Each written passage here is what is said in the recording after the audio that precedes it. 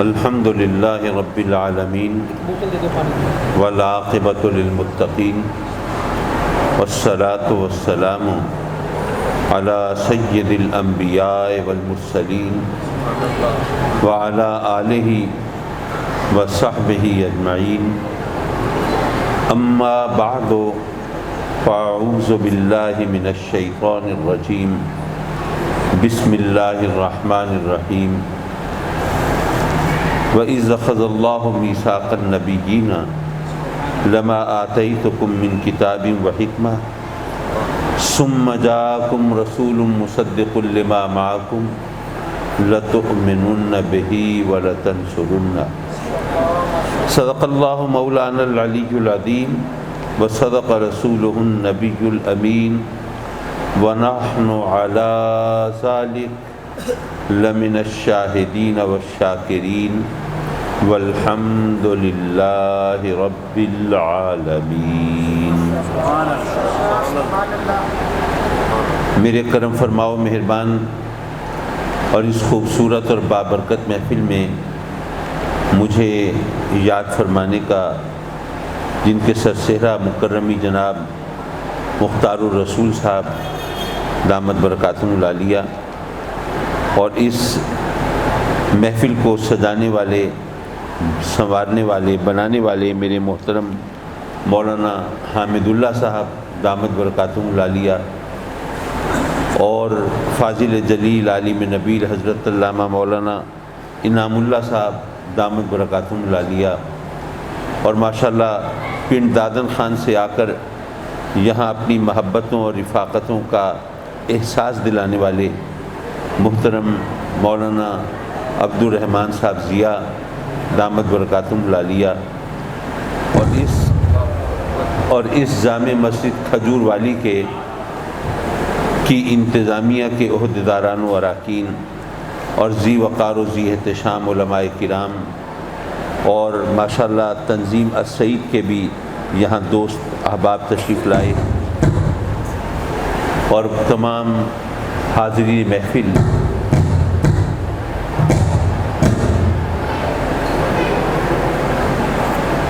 میں آپ تمام دوستوں کی محبتوں کا بے حد شکر گزار۔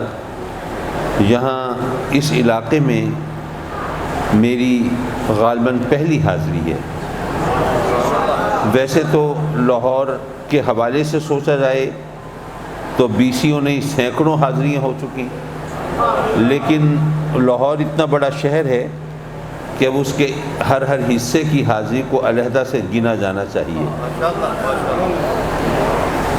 حضرات مکرم، اسلامی نئے سال کا آغاز ہو چکا ہے، اور یہ بھی ایک ستم ظریفی ہے کہ ہم سب مسلمان، ہم کلمہ گو، سن عیسوی کا پوچھا جائے تو ہر ایک بچے کو بھی پتہ ہے سن 2025 چل رہا ہے، لیکن اگر میں یہ پوچھنے کی جسارت کروں کہ نیا سال تو شروع ہو چکا، لیکن کلمہ پڑھنے والوں مسلمانوں کچھ پتہ ہے یہ کون سا نیا سال شروع ہوا ہے، سن ہجری کون سا ہے، تو اکثر دوستوں سے شاید مجھے شرمندگی اٹھانی پڑے۔ بہرحال سن 1447 ہجری کا آغاز ہو چکا ہے، اور الحمدللہ گلی گلی کوچے کوچے میں محافل ذکر حسین سجی ہیں، اور یقیناً آقا کریم صلی اللہ علیہ وسلم سے غلامی کا دم بھرنے والے اور محبت کا اعلان کرنے والے وہ ان محافل کو سجاتے بھی ہیں، ان کی رونق بڑھاتے بھی ہیں، اور امام عالی مقام سے اپنی غلامی کا اقرار و اعتراف کرتے بھی ہیں۔ آج کی یہ محفل بھی اسی 10 روزہ پروگرام کا ایک تسلسل ہے۔ ابھی ماشاءاللہ مولانا تو مسلسل کے قافیے میں پڑھ رہے تھے، بہرحال میں نے اس کو تسلسل کے حوالے سے بیان کیا۔ ذرا اس کی آواز ذرا ہلکی کر دیں گے نا، تو یہ جو گونج ہے جو اعصاب پر بوجھ بن رہی ہے یہ ذرا ٹھیک ہو جائے گی۔ بہت شکریہ۔ مجھے جو عنوان دیا گیا ہے گفتگو کے لیے وہ آج کل برننگ ایشو ہے، اور ہر مسلمان کے دل کی آواز ہے، ختم نبوت کے حوالے سے مجھے گفتگو کے لیے کہا گیا ہے، اور میں اپنے انداز سے اپنے طریقے سے کچھ گزارشات پیش کرنے کی کوشش کروں گا۔ اور اس سے پہلے ایک گزارش کرتا چلوں، ہم اہل سنت کے نزدیک یہ آواز کچھ کم ہو نہیں پائی شاید، ہم اہل سنت کے نزدیک بزرگوں کی دست بوسی کرنا جائز ہے، درست ہے، صحیح ہے، ہم مانتے ہیں اس کو، لیکن ایک بات تو یہ ذہن میں رکھیے کہ بزرگوں کے ہاتھ چومنا جائز ہے، کوئی فرض نہیں ہے، واجب بھی نہیں ہے، سنت بھی نہیں ہے، صرف مستحب ہے، اور مستحب اس کام کو کہتے ہیں جو کر لیا جائے تو سبحان اللہ اچھا ہے، نہ کیا جائے تو اس میں کوئی برائی نہیں ہے۔ اور سچی بات یہ ہے کہ جن بزرگوں کے ہاتھ چومنا ہم جائز اور مستحب کہتے ہیں وہ تو اب اٹھتے جا رہے ہیں، وہ تو اب نظر نہیں آتے۔ بہرحال آپ کی عقیدت محبت جہاں آپ کی رہنمائی کرے، آپ ضرور اپنی محبت و عقیدتوں کا اظہار کر لیں اور بھڑاس نکال لیں، لیکن میں عرض کروں گا کہ میرے ساتھ ذرا ہاتھ ہلکا رکھیں۔ یقین جانیے مجھے بہت ندامت ہوتی ہے، مجھے شرمندگی ہوتی ہے جب کوئی میرے ہاتھ چومے، اور آپ مجھے یقیناً شرمندہ تو نہیں کرنا چاہتے ہوں۔ مصافحہ ضرور کریں، ہاتھ ملائیں، ہاتھ ملانے سے مصافحے سے روکنا تو تکبر ہے، اور تکبر تو جائز نہیں ہے، تو اس لیے مصافحہ کر لیا کریں، ہاتھ ملا لیا کریں، لیکن ہاتھ چومنے سے گریز کریں، یہ میری درخواست ہے۔ حضرات مکرم، وہ جو ہمارا رب ہے، پروردگار ہے، اس نے اپنے بندوں کی ہدایت کے لیے، رہبری کے لیے، رہنمائی کے لیے سلسلہ نبوت و رسالت جاری فرمایا۔ وہ اگر چاہتا تو ہر ایک کو ڈائریکٹ ہدایت بھی دے سکتا تھا، اس کے لیے کوئی مشکل تو نہیں تھی، کوئی فنڈز کا پرابلم بھی نہیں تھا، کوئی مین پاور کا ایشو بھی نہیں تھا، قادر مطلق جو چاہے سو کرے، لیکن اس نے سنت سے قائم فرمائی کہ اس نے ہماری ہدایت کے لیے نبیوں کو اور رسولوں کو بھیجا۔ حضرات مکرم، ایک ہے دینے والا اور ایک ہے لینے والا، اور یاد رکھیے کہ اختیار دینے والے کا ہوتا ہے، لینے والا تو محتاج ہوتا ہے نا، لینے والا تو ضرورت مند ہوتا ہے، اور اختیار دینے والے کا ہوتا ہے، اور دینے والا ہو بھی قادر مطلق، ہو بھی مختار کل، تو اس کے اختیار کا کیا ٹھکانہ ہوگا۔ اب یہ بھی غور کرنے کی بات ہے کہ ہم اپنے رب سے ظاہر ہے کہ بہت کچھ مانگتے ہیں اور مانگنا چاہیے بھی اس سے، لیکن ہم جو کچھ بھی مانگے وہ اپنی جگہ پہ، لیکن جو چیز اس نے ہمیں مانگنے کا حکم دیا وہ کیا ہے؟ اہدنا الصراط المستقیم۔ اس نے حکم یہ دیا کہ ہم مجھ سے ہدایت مانگیں، وہ اس لیے کہ جب تک ہدایت نہ ملے اس وقت تک باقی نعمتیں گویا نعمت نہیں زحمت بن جاتی ہیں۔ بھئی روزی اور رزق اس کی رحمت ہے نا، لیکن اگر وہ رزق بے شمار دے، دولت بے حساب دے، لیکن ہدایت نہ دے، پھر کیا ہوگا؟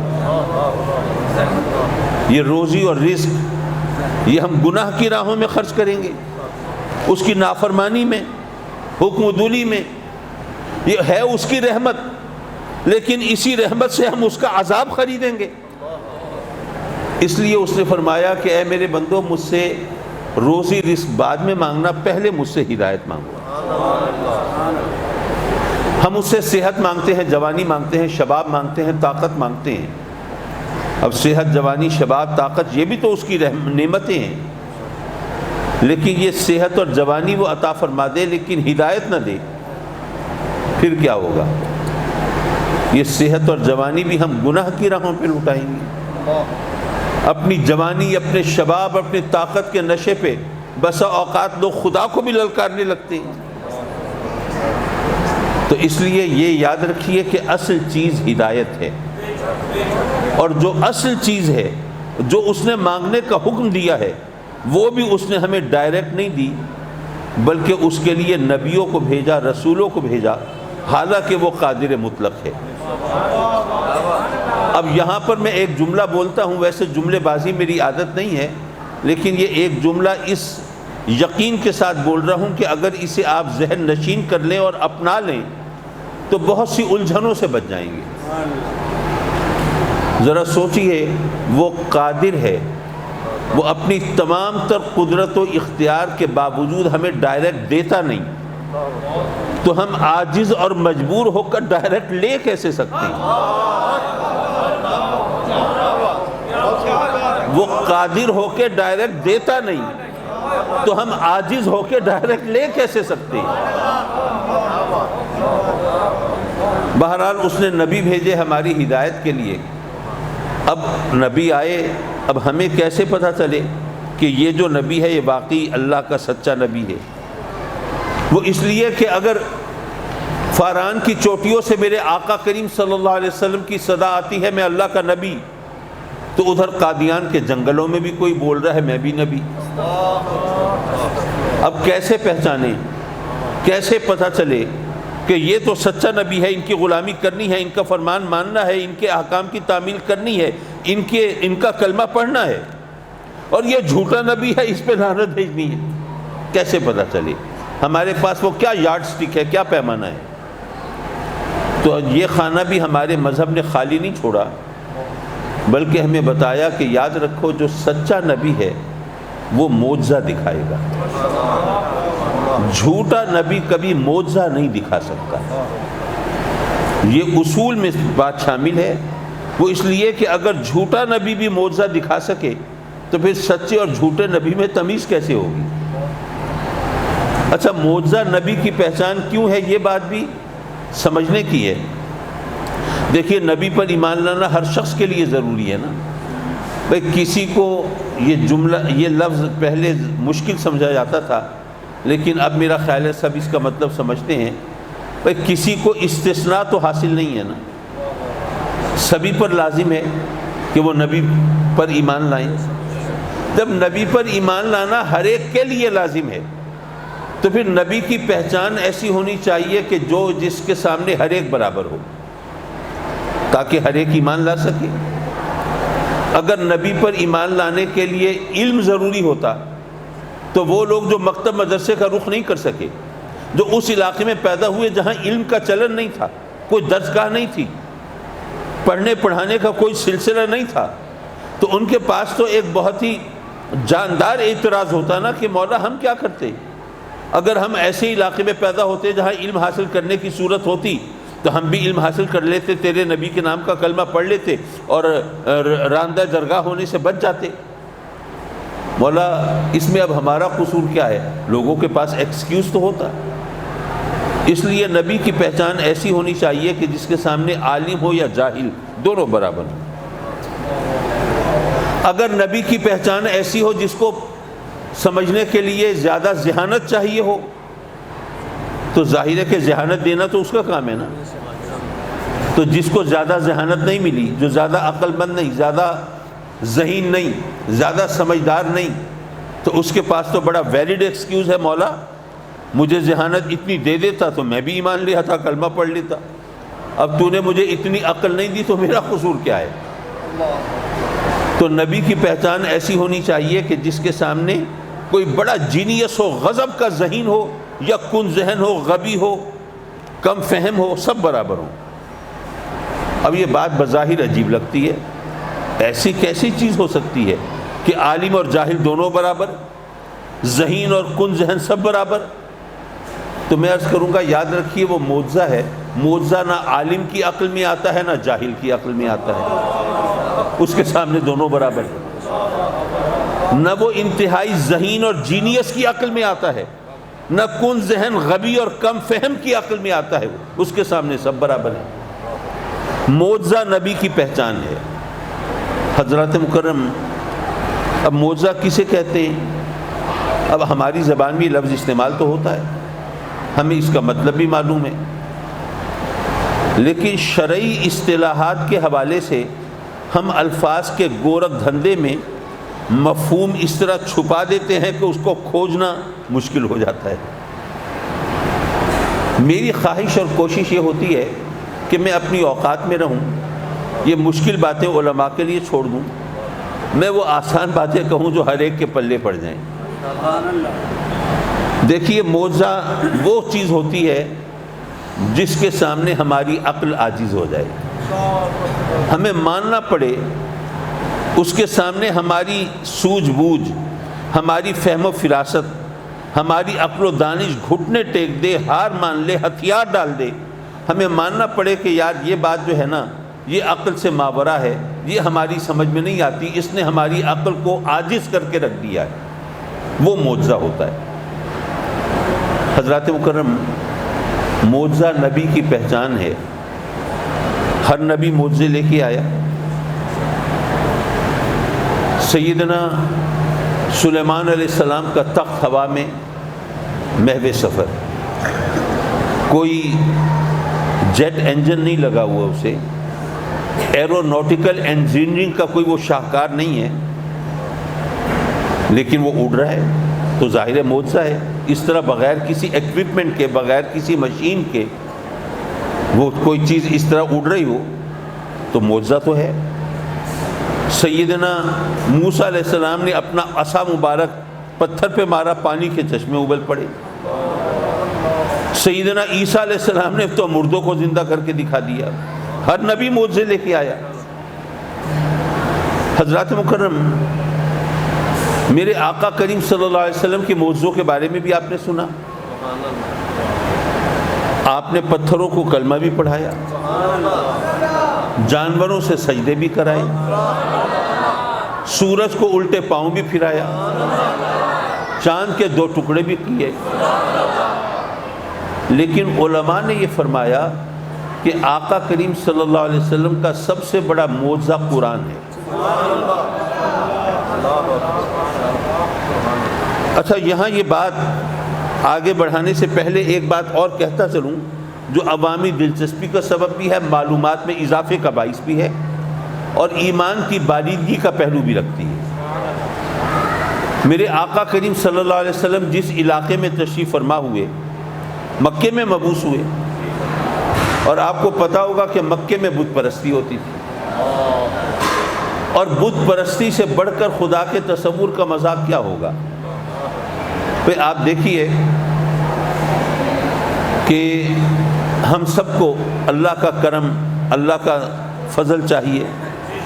میں یہاں پہ حاضر ہوا، میں اگر کہوں کہ جی اللہ میرے ساتھ ہے، تو کیا مولانا حامد اللہ صاحب یہ کہہ سکتے ہیں کہ حضرت یہ اللہ تو میرے ساتھ ہے، وہ آپ کے ساتھ کیسے ہو سکتا ہے؟ ہمارے اللہ کی شان یہ ہے، وہ اگر چاہے تو ہر ایک کے ساتھ ہو سکتا ہے۔ لیکن جو بتوں کی پوجا کرتے ہیں تو ظاہر ہے کہ ان کے بتوں میں تو یہ صلاحیت نہیں کہ وہ ہر ایک کے ساتھ ہوں، اس لیے ان کو ہر ایک کو اپنا خدا علیحدہ چاہیے۔ اپنے گھر میں وہ اپنا خدا سجا کے رکھتے ہیں، اس کے سامنے ڈنڈوت بجا لاتے ہیں، بھجن گاتے ہیں، اشلوک پڑھتے ہیں، پرارتھنا کرتے ہیں، اپنے حساب سے عبادت کرتے ہیں۔ اب ہر ایک کو اپنا خدا علیحدہ چاہیے۔ ان کا خدا ہے پتھر کا تراشا ہوا بت۔ اب پتھر کو کاٹ کر، تراش کر، گھس کر، رگڑ کر خدا بنانا، بت کی شکل دینا ہر ایک کے بس کی بات تو نہیں ہے۔ تو یہ تو ایک فن ہے نا، یہ ایک آرٹ ہے، سنگ تراشی ایک فن ہے، آرٹ ہے، ہر ایک تو فنکار نہیں۔ تو جو فنکار نہیں، جو یہ فن نہیں جانتا، خدا تو اس کو بھی چاہیے، تو اب کہاں سے لائے گا؟ بازار سے خرید کے لائے گا۔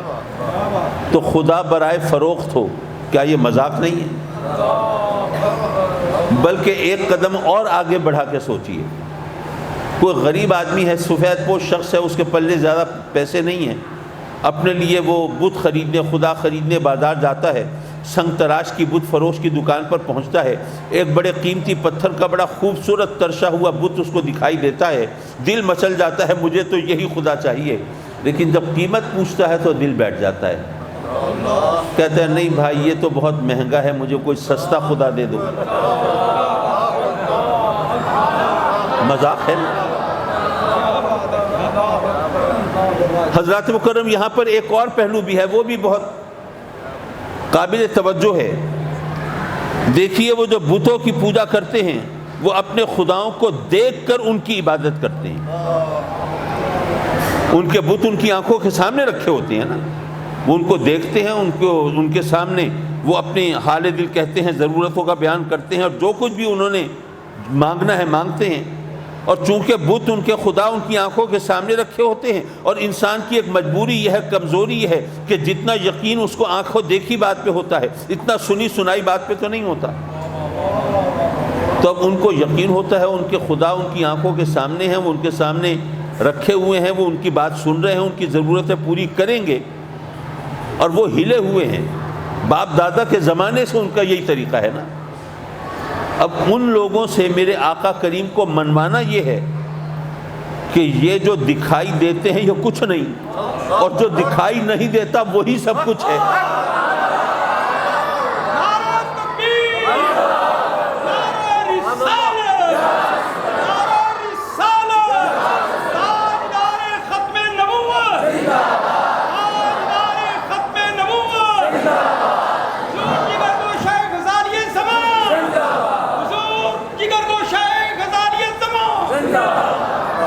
یہ منوانا مشکل کام ہوگا کہ نہیں ہوگا؟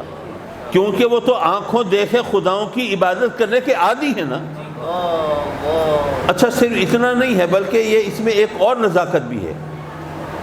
دیکھیے میں یہاں پہ آ رہا تھا، آپ کے سامنے ذکر ہوا جی حامد سعید کاظمی آ رہے ہیں ملتان سے، غزالی زماں کے بیٹے ہیں۔ تو اب آپ نے مجھے دیکھا ہوا تھا نہیں، میری شکل سے واقف نہیں تھے، صورت سے آشنا نہیں تھے، تو آپ کے سامنے جناب اعلان ہو رہے ہیں، لوگ آپ کو بتا رہے ہیں، تو آپ نے اپنے ذہن میں کوئی خاکہ کوئی تصور بنایا ہوگا حامد سعید کاظمی کیسا ہوگا۔ اب پتہ نہیں میں اس خاکے سے میچ کر سکا یا نہیں، یہ تو ایک علیحدہ بات ہے۔ یا اس کو ایک اور مثال سے سمجھیے، ینگسٹر زیادہ انجوائے کریں گے اس کو۔ جو بچے ہیں ان کے لیے رشتہ دیکھنے کے لیے ان کی مائیں بہنیں جاتی ہیں، پھر بعض اوقات آ کے بتاتی ہیں کہ بھئی بچی ہمیں پسند آ گئی، بہت اچھی بچی ہے، ہم رشتہ پکا کرائے ہیں۔ ان کے ہاں تصویر وغیرہ دکھانے کا رواج نہیں ہے، بہرحال بچی بہت اچھی ہے، تسلی رکھو اور ہم تمہارا رشتہ پکا کرائے ہیں۔ اب وہ بچہ بیچارہ بول نہیں سکتا، ماں بہنوں کے سامنے خاموش ہو گیا، اب ذہن میں خاکے بنا رہا ہے کیسی ہوگی، لب و رخسار کیسے ہوں گے، خد و خال کیسے ہوں گے، نقش و نگار کیسے ہوں گے، رنگ روپ کیسا ہوگا، چہرہ مورا کیسا ہوگا، قد و قامت کیسا ہوگا، سوچتا ہے نا بندہ۔ مطلب یہ کہ کسی بھی شخصیت کا ذکر ہو تو آدمی اپنے تصور میں اس کا کوئی خاکہ بناتا ہے نا۔ لیکن میرے آقا کریم صلی اللہ علیہ وسلم کو لوگوں سے منوانا یہ ہے کہ یہ جو بت ہے ان کی پوجا کرتے ہو تم، یہ ہے تمہارے خدا جو قدم اٹھا نہیں سکتے، جو ہاتھ ہلا نہیں سکتے، مکھی تک تو اڑا نہیں سکتے۔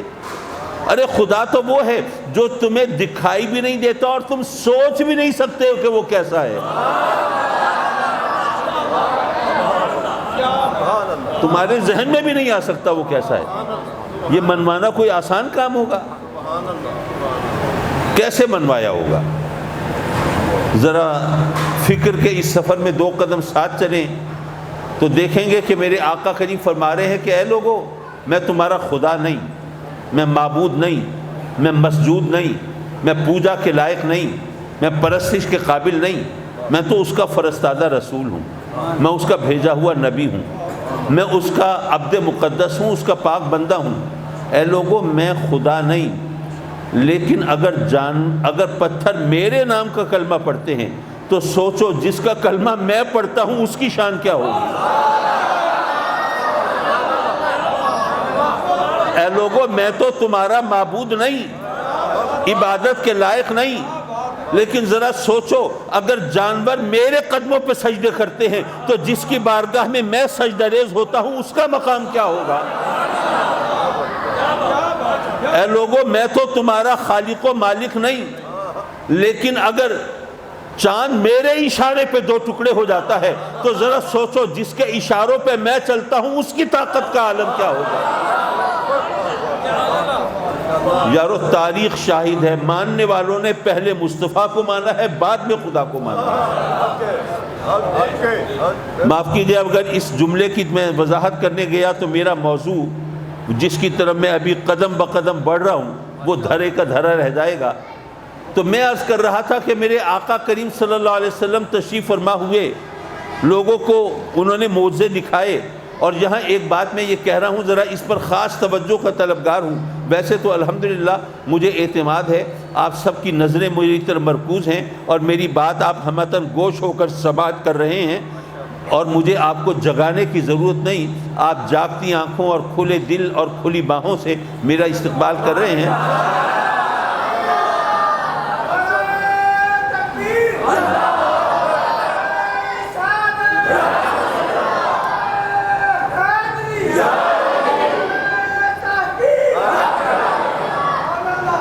لیکن یہ جو بات میں کہہ رہا ہوں خاصی نازک تھی، تو اس لیے میں نے بطور خاص آپ کو اس کی طرف متوجہ کیا.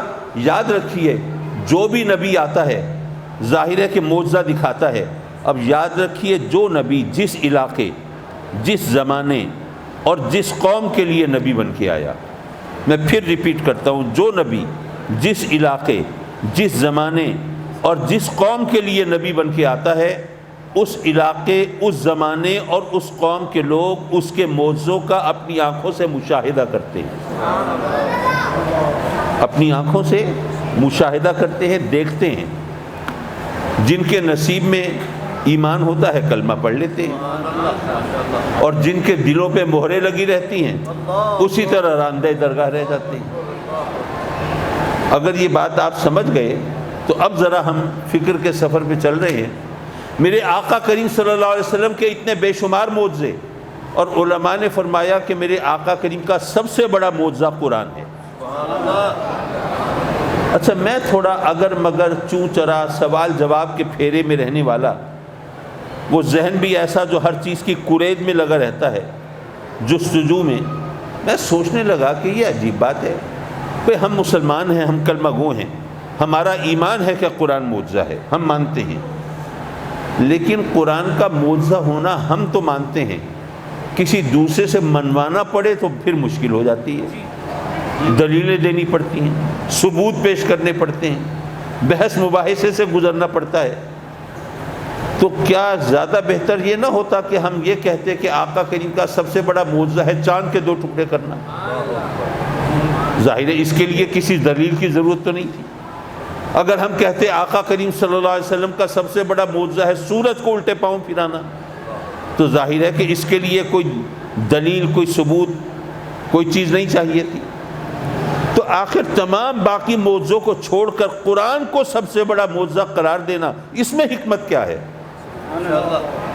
یہ سوال تو بنتا ہے. تو حضرات مکرم، بات یہ ہے، ایک جملے میں جواب دے سکتا ہوں. میں دراصل اسی جملے کو سنوارنے اور نکھارنے کے لیے اتنی تمہید باندھ رہا تھا. یاد رکھیے کہ جو نبی جس علاقے، جس زمانے اور جس قوم کے لیے نبی بن کے آتا ہے، اس زمانے، اس علاقے اور اس قوم کے لوگ اس نبی کے معجزوں کا اپنی آنکھوں سے مشاہدہ کرتے ہیں. کیونکہ معجزہ نبی کی پہچان ہے نا. تو معجزہ جب نبی کی پہچان ہے تو معجزہ دیکھیں گے تو نبی پر ایمان لائیں گے. تو یارو، اگر میرے آقا کریم صلی اللہ علیہ وسلم کا دور نبوت قیامت تک چلنا تھا تو کم از کم کوئی ایک معجزہ ایسا چاہیے تھا جو قیامت تک باقی رہے.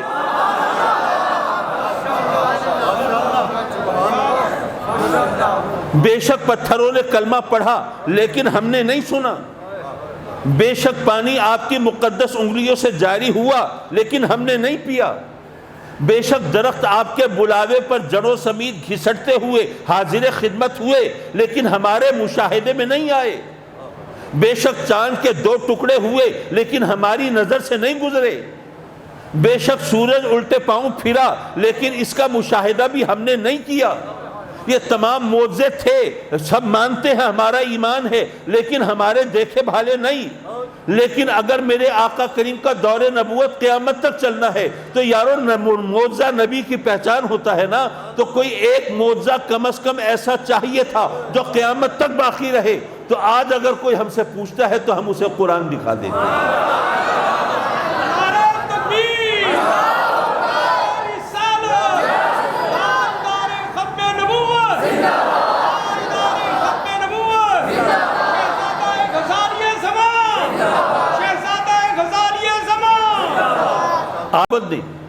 کہیں کہ ہمارے نبی کے نام کا کلمہ پڑھ لو، جنت کے حقدار بن جاؤ، جہنم سے محفوظ ہو جاؤ، اور وہ کہے کہ ٹھیک ہے جناب میں کلمہ پڑھ لیتا ہوں، ایمان لے آتا ہوں، لیکن آپ کے اپنے دین کا اصول ہے کہ نبی کی پہچان ہوتی ہے معجزے سے، تو نبی کا کوئی معجزہ دکھائیں گے تو ایمان لائیں گے، تو ہم اسے قرآن دکھا دیتے ہیں۔ تو پتہ یہ چلا کہ قرآن کا معجزہ ہونا دراصل ختم نبوت کی دلیل ہے، باقی تمام دلائل اپنی جگہ، لیکن یہ کوئی معمولی اور چھوٹی بات نہیں ہے۔ حضرات مکرم، میرے آقا کریم حضور علیہ الصلوۃ والسلام اللہ کے آخری نبی، میں نے آیت کریمہ جو تلاوت کی اس کے پس منظر میں ذرا گفتگو اور آگے بڑھاؤں، اور پھر سچی بات یہ ہے آپ کا حوصلہ ہے کہ اس گرمی میں آپ یہاں جب کہ پگھل رہے ہیں ہم سب تو یہاں تشریف فرما ہے، لیکن میں آپ کے حوصلے اور ضبط کا زیادہ امتحان نہیں لینا چاہتا، اور سچی بات یہ بھی ہے کہ مجھے بھی کوئی زیادہ لمبی تقریریں کرنے کا فن نہیں آتا، اور ویسے بھی اگر اپنا کہا تم آپ ہی سمجھے تو کیا سمجھے، مذہب کہنے کا تب ہے ایک کہے اور دوسرا سمجھے۔ تو اگر آپ زیادہ دیر آپ کو یہاں پہ بٹھایا جائے، کچھ لچھے دار باتیں کی جائیں ادھر ادھر کی، اور پھر جناب وہ آپ یہاں سے خالی الذہن ہو کے اٹھ جائیں تو اس کا کیا فائدہ ہے؟ ہر ایک چیز کا اپنا ایک نقطہ نظر ہوتا ہے، کہنے سننے کا ایک انداز ہوتا ہے۔ مجھے اس بات کی وضاحت کے لیے ایک واقعہ یاد آیا، چلیے ذرا ذائقہ بدلنے کے لیے میں وہ بیان کرتا چلوں۔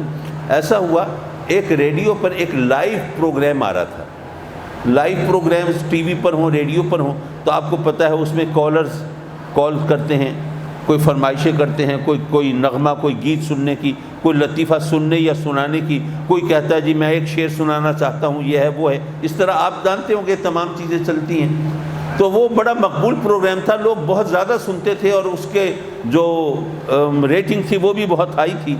تو اس میں ایک بوڑھی عورت کی کال آئی کہ جی میں فلاں بلڈنگ کی فلاں فلیٹ میں رہتی ہوں، اور آج صبح سے مجھے کچھ کھانے کو نہیں ملا، میں بھوکی ہوں، تو اس آپ کے ریڈیو پروگرام کے توسط سے میں درخواست کرتی ہوں کہ کوئی اللہ کا بندہ اللہ کو راضی کرنا چاہے تو اس بوڑھی عورت کو ذرا کھانا کھلا دے، اللہ اس کو سے خوش ہوگا، راضی ہوگا۔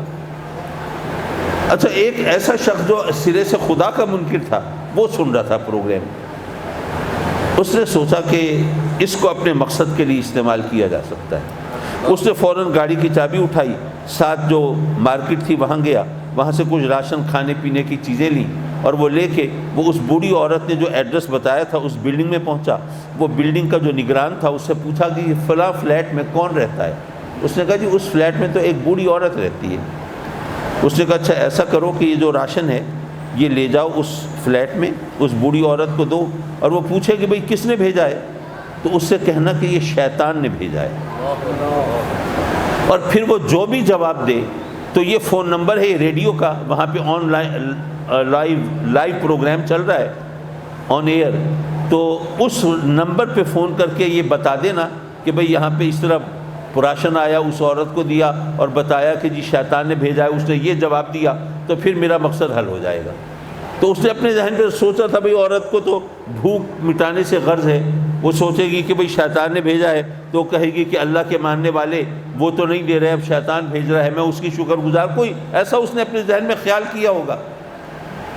اب وہ جناب وہ بندہ اسی طرح وہ راشن لے کے پہنچتا ہے وہاں، اور دروازے کی فلیٹ پر، اور کنڈی کھٹکھٹاتا ہے، دستک دیتا ہے، عورت دروازہ کھولتی ہے، پوچھتی ہے کیا ہے، تو کہتا ہے کہ بھئی یہ راشن آپ کے لیے بھیجا ہے۔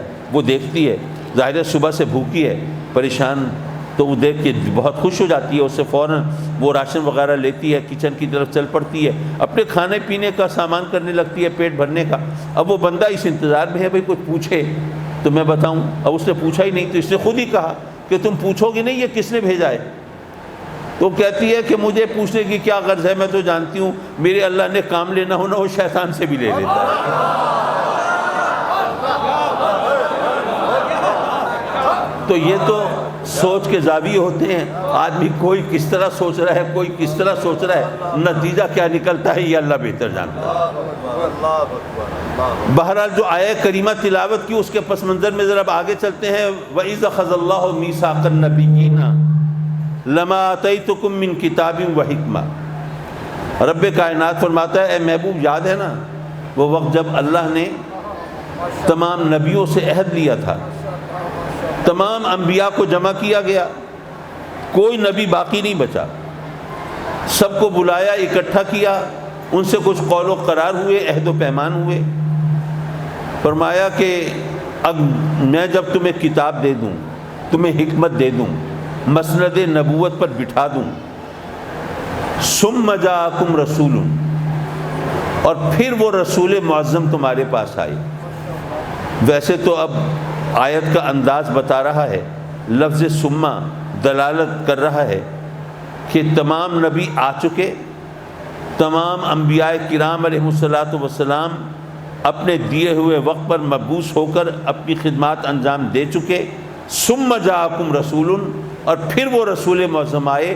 تو لفظ ثم ختم نبوت پر بہت واضح دلیل ہے، اور یہ تو بالکل واضح بات ہے، اس کے لیے کوئی فلسفہ چھانٹنے کی ضرورت نہیں۔ لیکن میں ذرا اس سفر کو تھوڑا اور آگے لے کے چلوں۔ ثم جاءکم رسول مصدق لما معکم، اور پھر وہ رسول معظم آئے جو تمہاری سب کی تصدیق کرتا ہو۔ بھائی تم نے دعویٰ کیا ہے نا تم نبی ہو، تم بتاؤ گے تمہارے اوپر اللہ کا کلام نازل ہوا، کتاب آئی ہے، تم بتاؤ گے تم صاحب شریعت ہو، یہ اللہ کی طرف سے احکام نازل ہو رہے ہیں، تو وہ جو میرا رسول آئے گا وہ تصدیق کرے گا کہ واقعی تم نبی ہو، وہ تصدیق کرے گا کہ اللہ کی طرف سے وحی آئی ہے، کتاب نازل ہوئی ہے، یہ شریعت اللہ کی طرف سے ہے، یہ تم اپنے دعوے میں سچے ہو، وہ تمہاری تصدیق کرے گا۔ اب یہاں پر ایک بات سوچئے، ایک ہے تصدیق کرنے والا مصدق، ایک ہے مبشر بشارت دینے والا۔ میرے آقا کریم صلی اللہ علیہ وسلم مبشر بھی ہیں اور مصدق بھی ہیں، لیکن اس مقام پر آپ کے مبشر ہونے کا ذکر نہیں، صرف مصدق ہونے کا ذکر ہے۔ اور اتنا تو آپ کو بھی پتہ ہوگا کہ بشارت اس چیز کی دی جاتی ہے جو ابھی ہونی ہو۔ بھائی یہ ذرا آواز ہلکی رکھے، کوئی حرج نہیں، یہ میں ڈسٹرب ہو رہا نا، خود بھی جو اس کی آواز گونج آتی ہے نا، مجھے بولنے میں دقت ہوتی ہے۔ مبشر بشارت ہوتی ہے آنے والے وقت کی، اور تصدیق ہوتی ہے گزری ہوئی چیز کی۔ ماشاءاللہ آج کل بچے جس طرح بے روزگار ہیں، ہر وقت اپلیکیشنز دے رہے ہوتے ہیں جاب کے لیے، تو اپنی ڈگریز کی وہ اٹیسٹڈ کاپیز لگاتے ہیں۔ اٹیسٹڈ کاپیز کیا مطلب؟ تصدیق شدہ کاپیاں۔ تو آپ نے امتحان پہلے پاس کیا ہوا ہے تو اٹیسٹڈ ہوں گی نا وہ، لیکن اگر پہلے ڈگری ہے ہی نہیں تو اٹیسٹیشن کس کی ہوگی؟ تصدیق کس کی ہوگی؟ تو تصدیق اس کی ہوتی ہے جو پہلے گزر چکا ہو، بشارت اس کی دی جاتی ہے جو ابھی آنے والا ہو۔ میرے آقا کریم مبشر بھی ہیں مصدق بھی ہیں، لیکن یہاں پر رب کائنات نے آپ کے مبشر ہونے کا ذکر نہیں کیا، صرف مصدق ہونے کا ذکر کیا۔ یعنی رب کائنات نے فرمایا کہ اے میرے نبیوں، جب تم دنیا میں جا چکو گے، اپنا وقت گزار چکو گے، لوگوں کے سامنے جا کر تم اعلان نبوت کر چکو گے، جنہوں نے تمہارا کلمہ پڑھنا ہے وہ پڑھ چکے ہوں گے، جنہوں نے انکار کرنا ہے وہ کر چکے ہوں گے۔ یہ تم اپنا دور گزارنے کے بعد پھر اس کے بعد وہ رسول آئے گا اور وہ تم سب کی تصدیق کرے گا۔ اسی لیے ہمارے لیے ہر نبی پر ایمان لانا ضروری ہے نا۔ 1,24,000 یا 2,24,000 جتنے نبی بھی ہیں، ہمیں ظاہر ہے کہ 16-17 نبیوں سے زیادہ کے نام معلوم نہیں، لیکن ہر نبی پر ایمان لانا ہمارے لیے ضروری۔ وہ نبی جن کے نام بھی ہم نہیں جانتے، ان کے بارے میں بھی اگر کسی کا خیال ہو کہ میں اس میں سے کسی ایک نبی کا انکار کر دوں تو دائرہ اسلام سے خارج، وہ مومن نہیں رہے گا۔ تو پتہ یہ چلا کہ تمام نبی گزر چکے، میرے آقا کریم سب کی تصدیق فرما رہے ہیں۔ تو میرے آقا کریم کا یہاں پر مصدق ہونا اس بات کی دلیل ہے کہ تمام نبی پہلے گزر چکے ہوں گے، تبھی تو تصدیق فرمائیں گے نا۔ اگر کسی نے آنا ہوتا تو یہاں مبشر ہونے کا ذکر بھی ہوتا، لیکن مبشر ہونے کا ذکر نہیں، صرف مصدق ہونے کا ذکر۔ تو یہ آیت گواہی دے رہی ہے آپ کے مصدق ہونے کا یہاں پہ ذکر، یہ اس بات پر دلالت کر رہا ہے کہ تمام انبیاء گزر چکے ہوں گے، میرے آقا کریم ان کے بعد تشریف لائیں گے۔ حضرات مکرم، ایک چیز اور بھی عرض کرتا چلوں، بعض اوقات کوئی چیز ایسی ہوتی ہے جس میں بظاہر وہ مفہوم نہیں نکل رہا ہوتا، لیکن متوجہ کیا جائے تو اس سے نتیجہ اخذ کیا جا سکتا ہے۔ واللہ یعصمک من الناس، اللہ نے قرآن میں اعلان کیا کہ اے محبوب تجھ سے پہلے بہت سے نبی ایسے بھی گزرے جو کافروں کے ہاتھوں شہید ہو گئے۔ قرآن میں اللہ نے ذکر کیا ہے بہت سے نبی شہید ہوئے، لیکن اللہ نے فرمایا کہ اے محبوب تجھے اللہ لوگوں کے ہاتھوں شہید ہونے سے، قتل ہونے سے محفوظ رکھے گا، تو اس طرح مقتول فی سبیل اللہ نہیں ہوگا۔ اب میں یہاں پر کوئی شہادت کا موضوع نہیں چھیڑ رہا، میں صرف اپنے موضوع تک ہی محدود ہوں۔ کیوں اللہ نے یہ اعلان فرمایا؟ دراصل بات یہ ہے کہ جب نبی اگر کافروں کے ہاتھ شہید ہوتے ہیں تو اس کا مطلب یہ ہوا کہ کافر بہت طاقتور تھے، وہ اتنے طاقتور تھے کہ انہوں نے اللہ کے نبی کو شہید کر دیا۔ اس کا مطلب یہ ہوا کہ کفر غالب تھا اور ابھی کلمہ حق، ابھی اسلام مغلوب تھا۔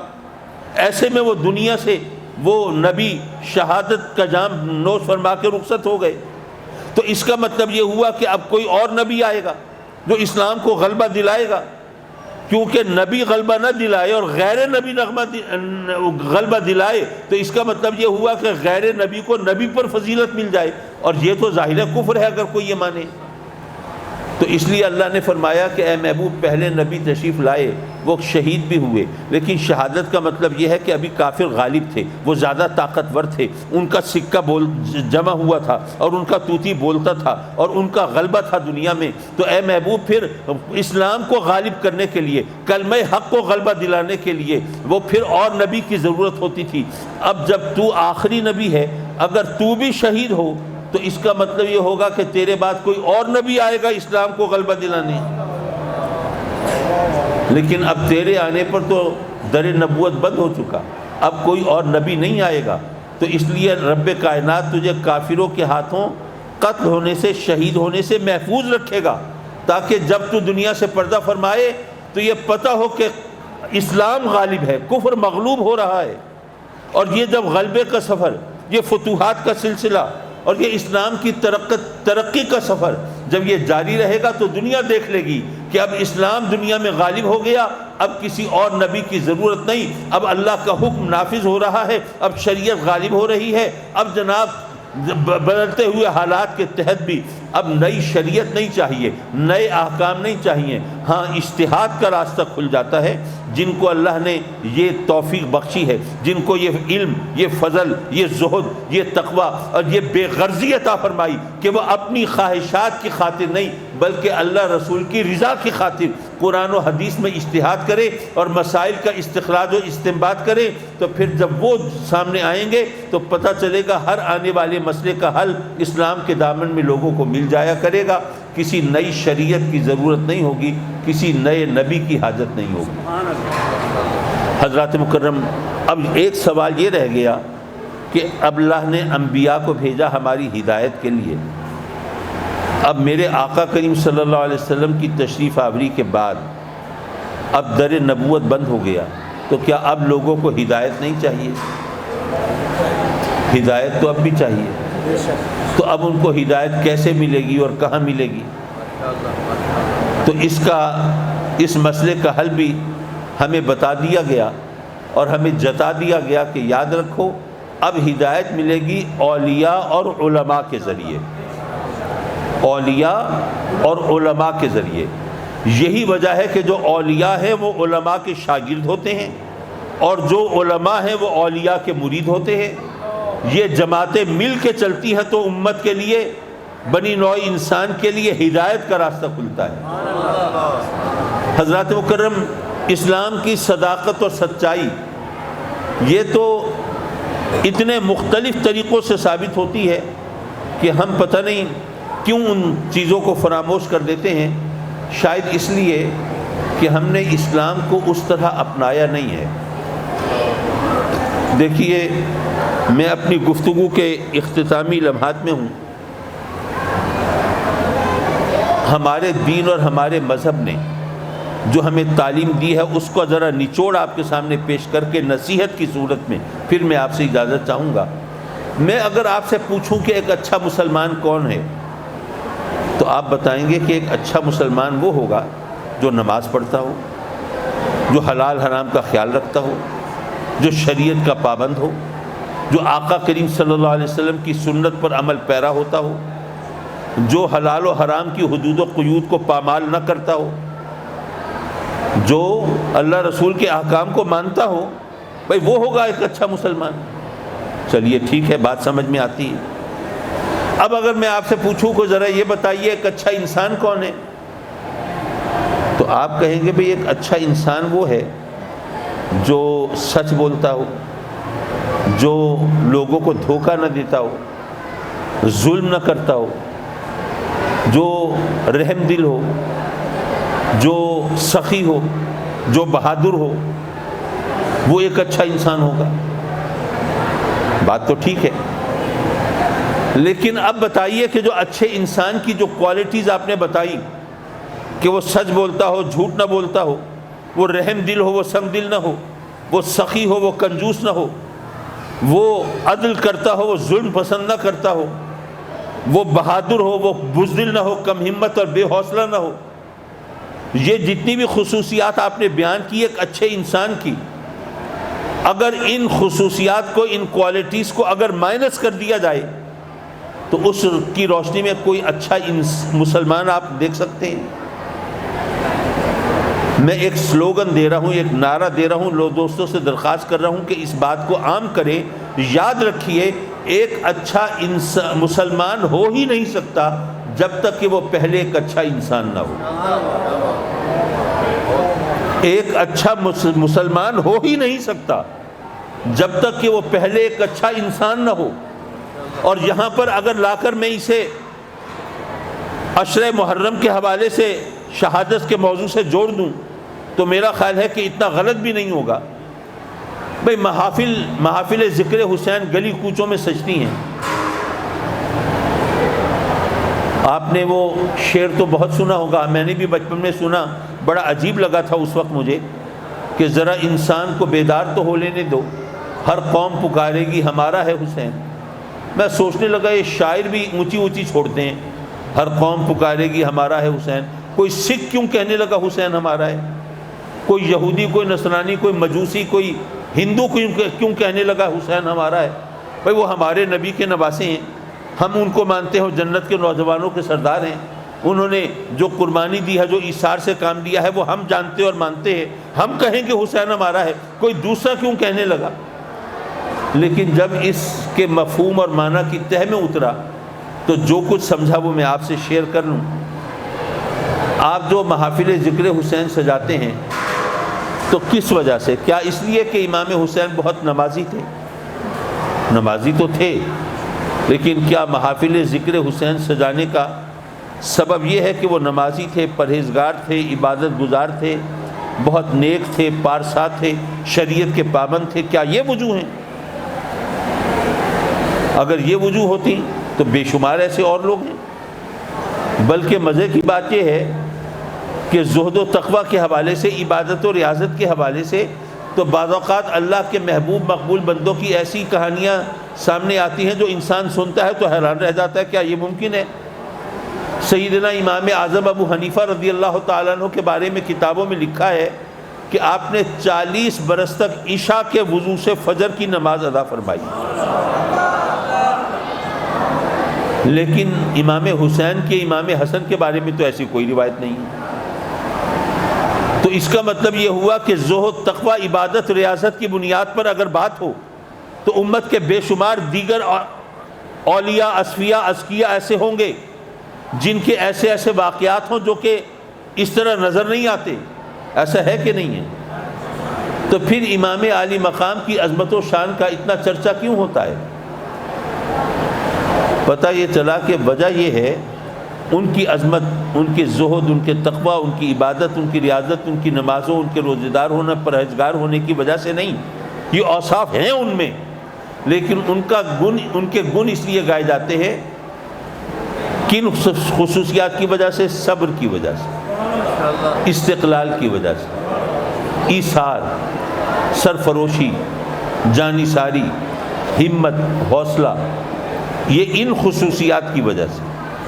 اور یہ وہ خصوصیات ہیں جن کی عظمت کو ناپنے کے لیے مذہب کا پیمانہ نہیں چاہیے، انسانیت کا پیمانہ چاہیے۔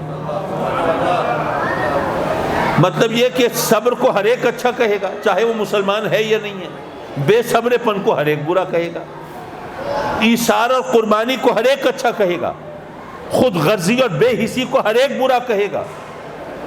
امام عالی مقام نے جو قربانی کی مثالیں پیش کی، اس ایثار اور قربانی کے اسباب و وجوہ سے عقیدے اور نظریات سے کوئی متفق ہو یا نہ ہو، لیکن ایثار و قربانی کی اس عظمت کو ہر ایک تسلیم کرے گا۔ جو کافر ہیں وہ بھی مانیں گے۔ تو پتہ یہ چلا کہ امام عالی مقام کی عظمت کے جو گن گائے جاتے ہیں وہ ان اسباب کی وجہ سے، ان خصوصیات کی وجہ سے، ان اوصاف کی وجہ سے جن کا پیمانہ اسلام اور مذہب نہیں ہے بلکہ انسانیت ہے۔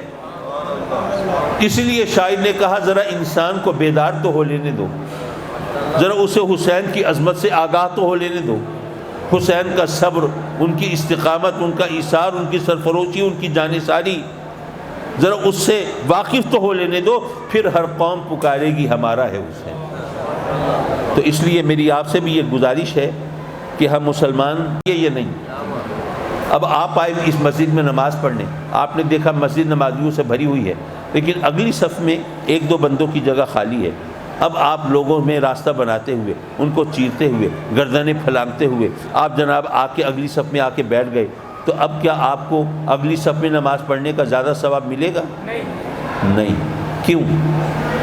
یہ ہمارے دین اور مذہب نے بتایا کہ نماز پڑھنا اپنی جگہ، اگلی صف میں ثواب پانا اپنی جگہ، لیکن لوگوں کو تکلیف پہنچاؤ اور یہ سمجھو کہ تمہیں ثواب زیادہ ملے گا، ایسا ممکن نہیں ہے۔ لوگوں کو تکلیف پہنچا کر، وہ اس لیے کہ وہ جو خالق ہے وہ اپنی مخلوق سے ماں کے مقابلے میں 70 گنا زیادہ محبت فرماتا ہے، تو اس لیے اگر تم لوگوں کو تکلیف پہنچاؤ گے اور پھر خالق سے اس کی رحمت اور اس کے کرم اور اس کے فضل کی امید رکھو گے تو ایسا ممکن نہیں۔ تو ہمارے دین نے، ہمارے مذہب نے انسانیت کو مذہب کا درجہ دے دیا ہے۔ اگر آپ اس بات کو ذرا لے کے چلیں گے تو آپ اس بات کو مانیں گے کہ ایک اچھا مسلمان ہو ہی نہیں سکتا جب تک کہ وہ پہلے ایک اچھا انسان نہ ہو۔ اللہم صلی علی سیدنا